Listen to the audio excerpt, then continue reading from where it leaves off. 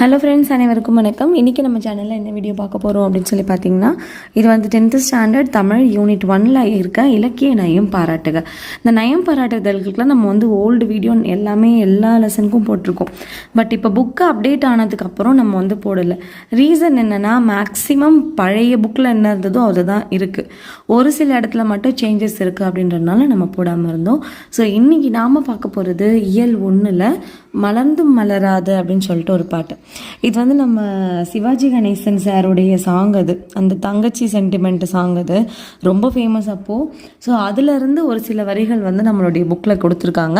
அந்த புக்கில் இருக்க அந்த பாடலில் இருக்க வரிகளை வச்சு தான் இன்றைக்கி நமக்கு நயம் பாராட்டுதல் நாம் எழுத போகிறோம். மலர்ந்து மலராத பாடல், இதனுடைய நயம் பாராட்டுக. முதல்ல நயம் பாராட்டுக அப்படின்னா என்னன்னு தெரிஞ்சுப்போம்.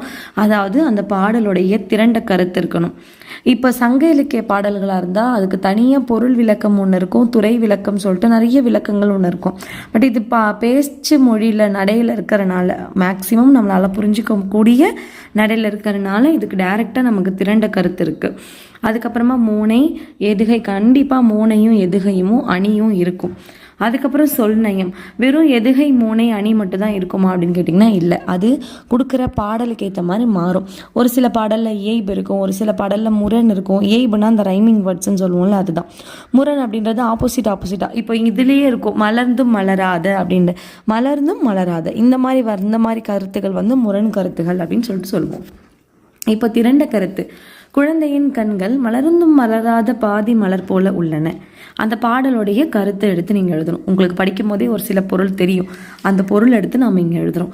காலை பொழுது விடிந்தும் விடியாமல் இருப்பது போன்ற தோற்றத்தை தருகிறது. குழந்தை நதியில் விளையாடுவதும் கொடியில் தலை சீவதும் போன்ற இயற்கையான அழகை அந்த பாடல் வெளிப்படுத்துது. மோனை அப்படின்னா என்னன்னு தெரிஞ்சுக்குவோம். மோனை அப்படின்றது முதல் எழுத்து ஒன்று போல வர்றது. ஃபர்ஸ்ட் லெட்டர்ஸ் ஒரே மாதிரி வர்றது மோனை. மலர்ந்தும் மலர், வளரும், வடிந்தும் அப்படின்னு சொல்லிட்டு முதல் எழுத்து ஒன்று போல அமைகிறது மோனை. இரண்டாம் எழுத்து ஒன்றி வருவது வந்து எதுகை. இங்கே பார்த்தீங்கன்னா ல, அதாவது இங்கே லா தானே இருக்குது, இங்கே லீ இருக்கே அப்படின்னு சொல்லிட்டு நீங்கள் கேட்கலாம். எதுகையில் நிறைய விதம் இருக்குது, நிறைய டைப்ஸ் இருக்குது. அதில் ஒரு இது இடை இணைப்பு அப்படின்னு சொல்கிற எதுகை இது. அணி அப்படின்னு பார்த்தீங்கன்னா மலர்ந்து மலராத பாதி மலர் போல.